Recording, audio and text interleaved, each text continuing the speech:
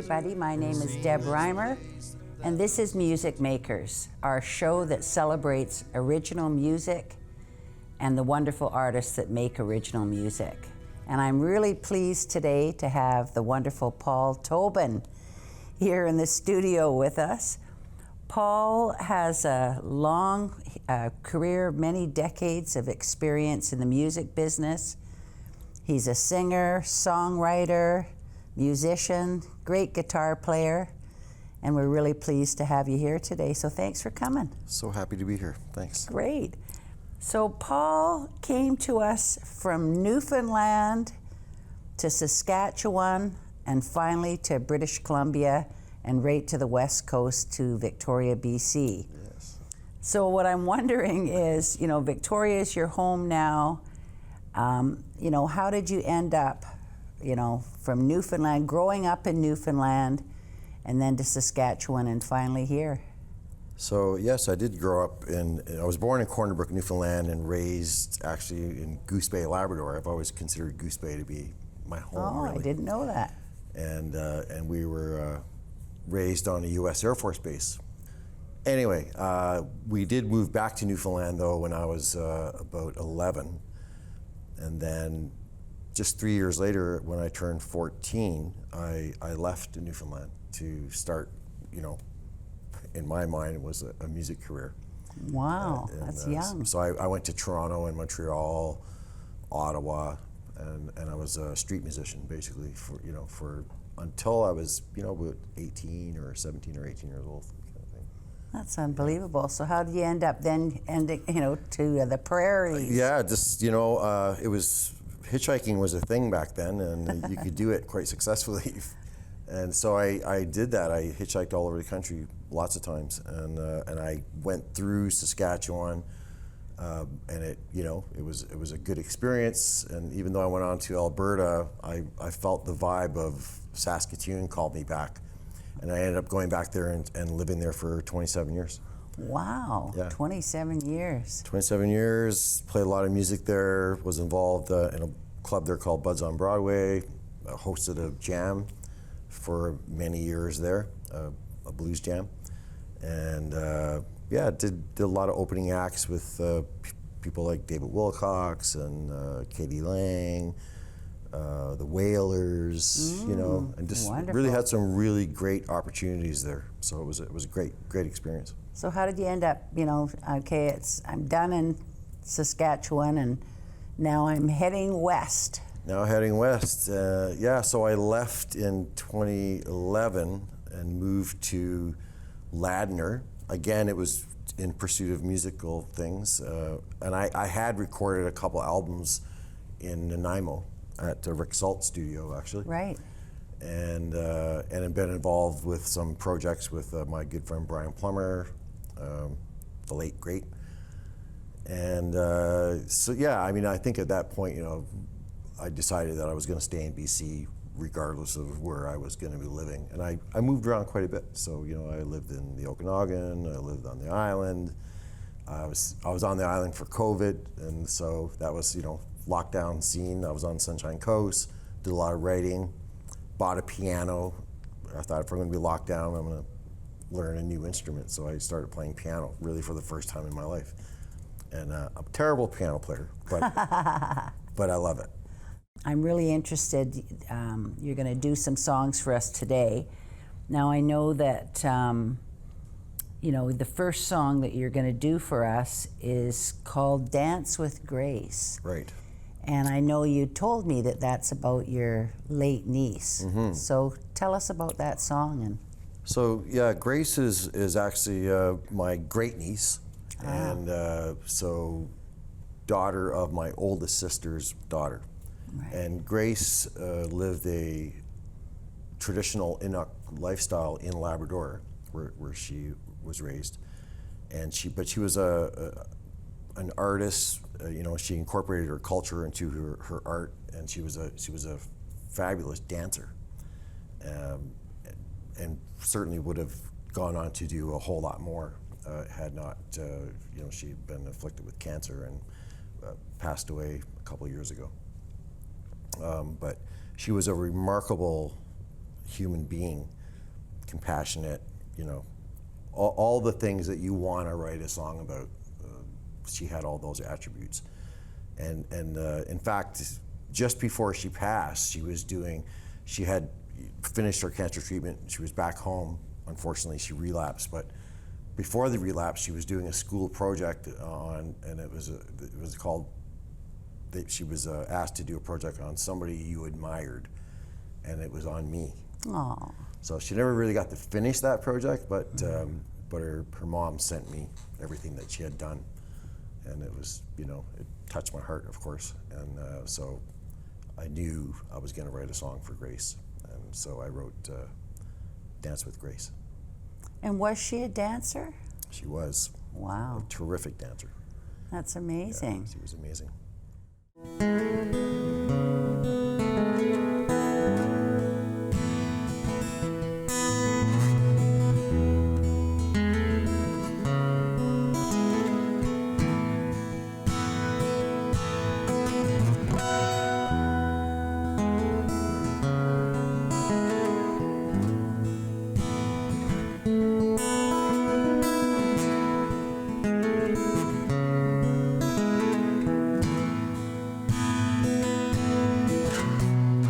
Just look at Grace up on the stage, just being herself, doing a dance for the ages, the drum in her hand. She moves and waves that'll leave you thinking and feeling for days. And you can look all you want all over the place, you'll not find anyone who dances like Grace.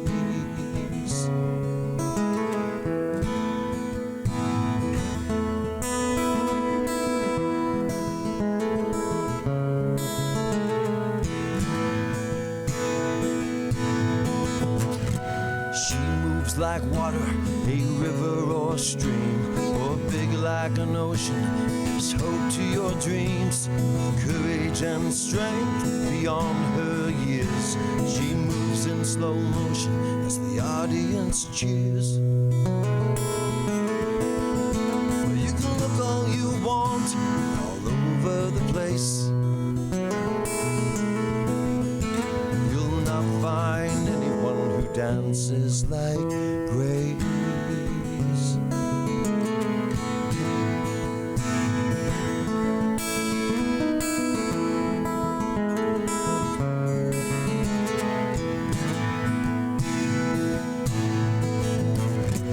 Sometimes life can be dark and hollow, really feels like there's no road to follow. These are the times that we must come together and all do the dance like birds of a feather.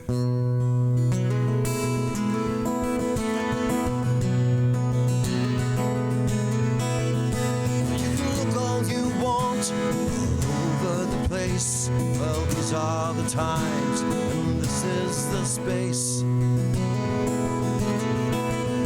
So let's all come together now. Let's all come together. Let's all come together and all dance with Grace.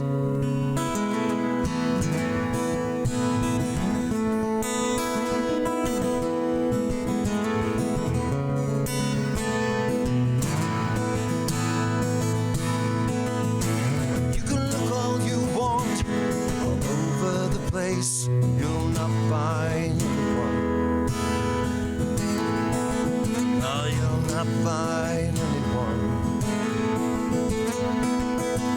You'll not find anyone who dances like Grace.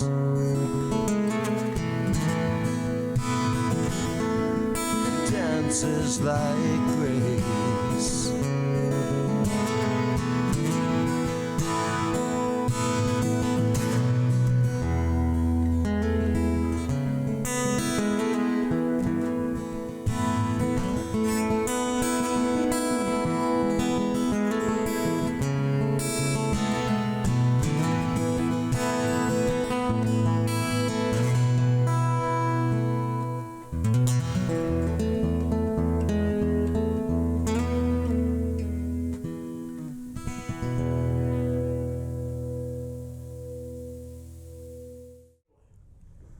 That was wonderful, very touching. Thank you. I'm sure she was really important in your life and made a big impact in Still is. in your absolutely. life. And She did. you think about her when you sing that song. Always. So the next song, I noticed the title is called Love More. Of course, we all need more love. What is Love More all about?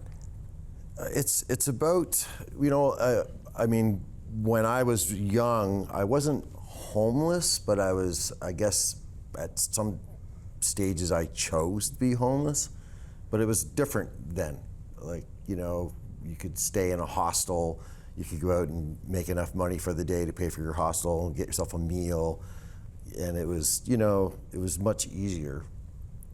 But I think the state of homelessness that we're witnessing now is, I think sometimes people are stifled with this sort of stigma of that it's all about drugs or, and addiction, and it's not, because there's people out there that are working who are homeless. So I think it's, a pretty sad state right across the country, and I think everybody in every city in Canada is seeing this and thinking like, wow, where's this gonna go? But what I have always remembered from my time when I was young, and I think I see it even now today, is that, when nobody's looking, when no one's got your back and no one's looking out for you, they're taking care of each other.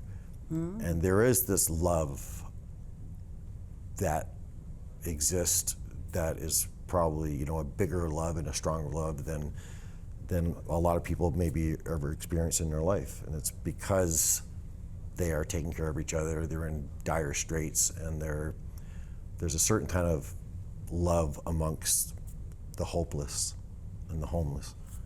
And that's what that song is about. I would certainly agree. I was just thinking about when you were busking and that. It's not like nowadays where you have to have a busking license. Right, yeah. You could just busk and do your songs. It was a much freer lifestyle for sure, yeah. All right, I'm looking forward to Love More. Love More.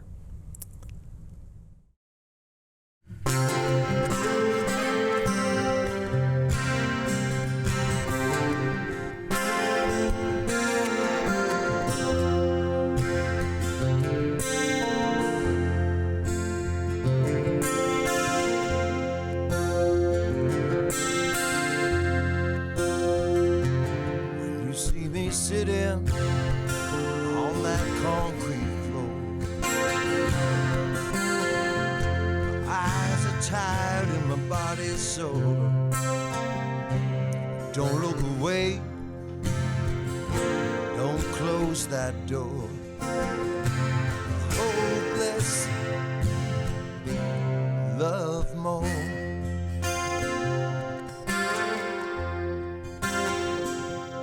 Late at night, these streets can be mean. You don't know the things I've seen. So much trouble, that's for sure. The hopeless love more.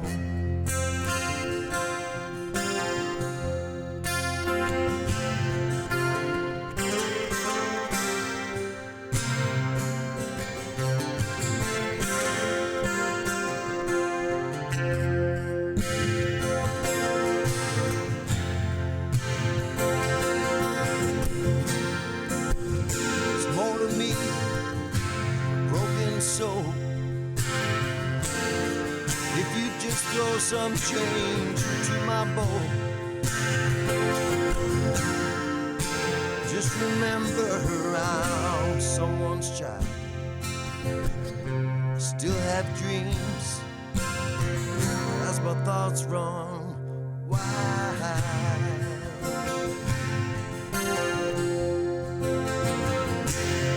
You see me sitting on that concrete floor. Eyes are tired, my body's sore. Don't look away, don't close that door. hopeless love moan, a hopeless love moan.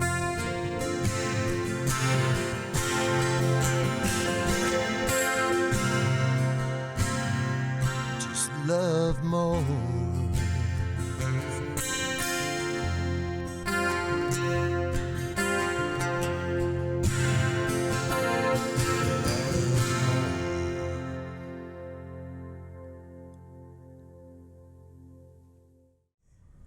Okay, I think this one might be back to your roots.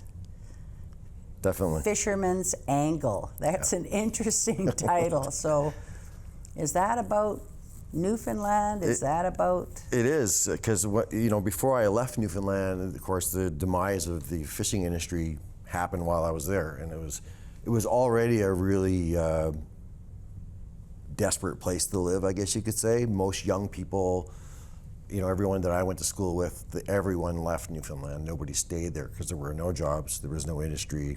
It was just a given that you were going to leave and go to Alberta or to Ontario, to the mainland, as they used to say.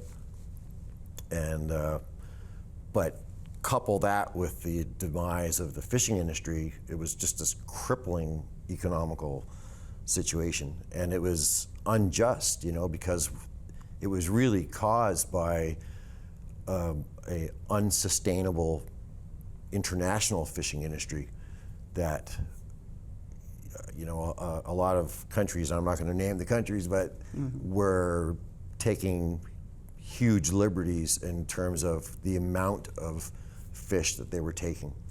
And when they're fishing right outside the 200-mile limit outside of Newfoundland, which was Newfoundland's jurisdiction, there wasn't much you could do if you had trawlers hauling drag nets and taking everything.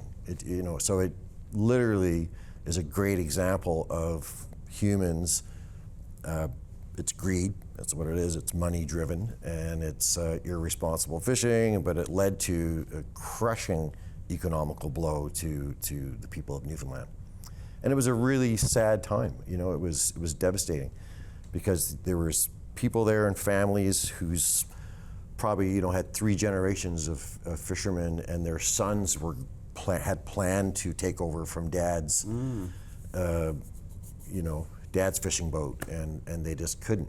And suddenly this just came to this abrupt halt, and you had people that weren't necessarily educated to do other things.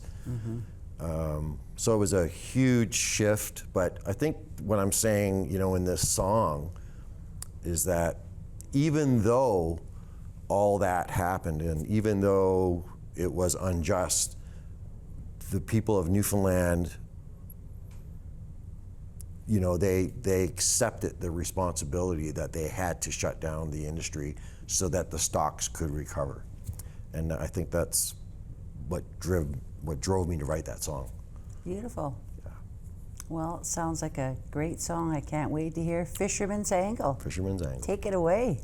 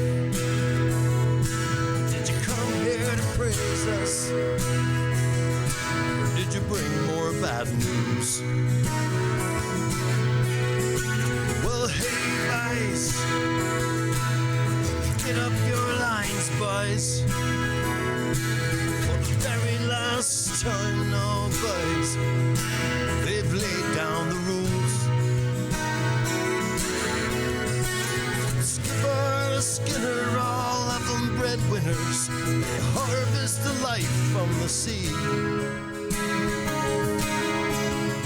Oh, they catch once was plenty, but the ships were too many. Now who'll pay the price, boys? Nothing's for free.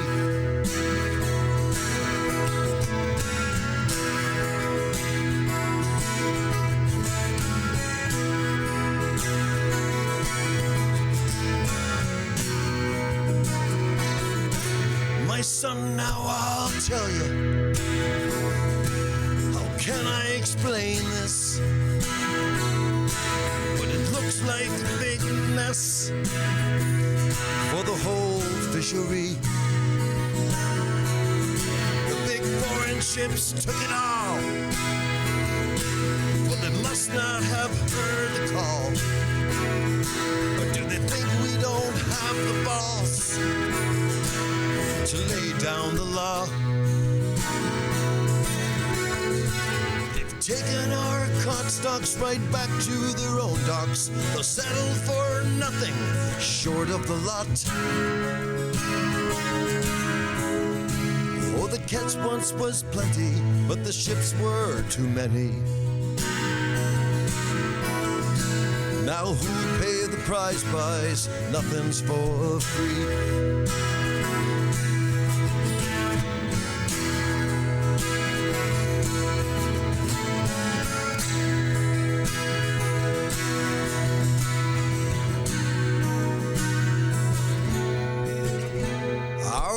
Fishing ways have seen better days, and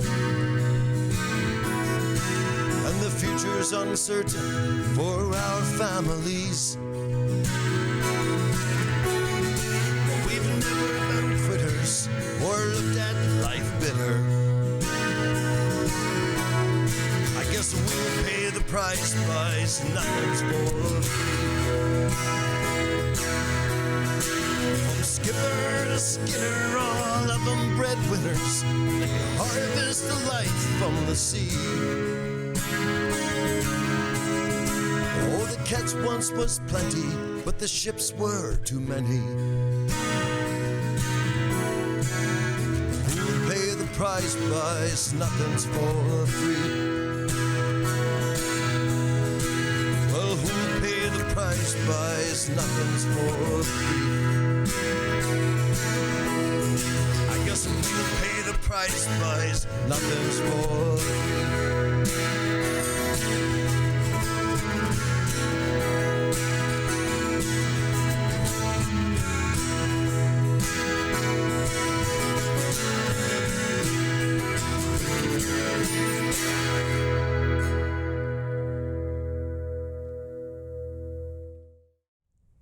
I love that song. And I'm sure the people of Newfoundland would really appreciate that song, and the people in the fishing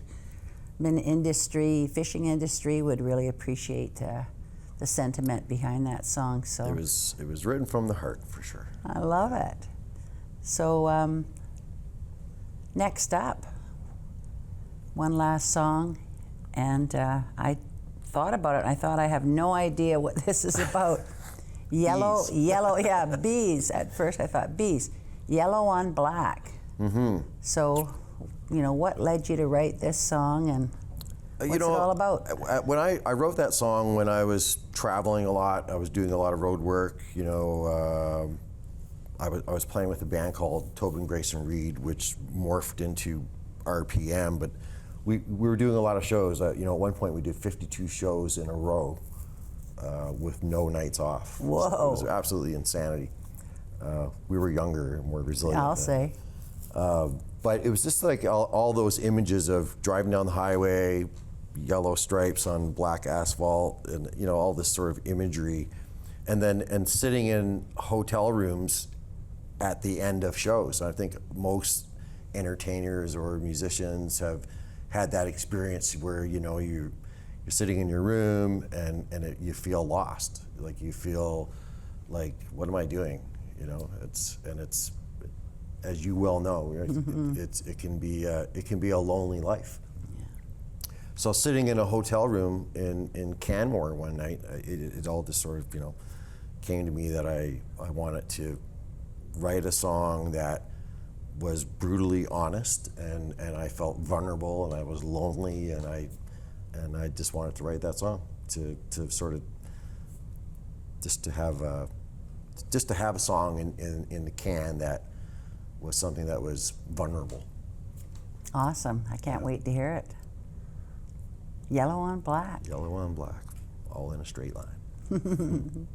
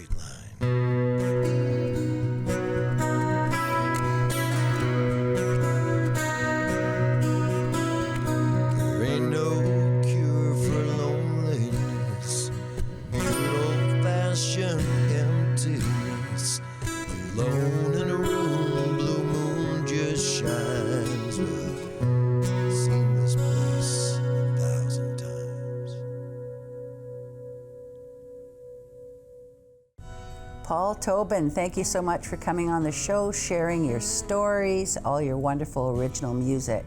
Thank you so much for having me, Deb. It was great to have you.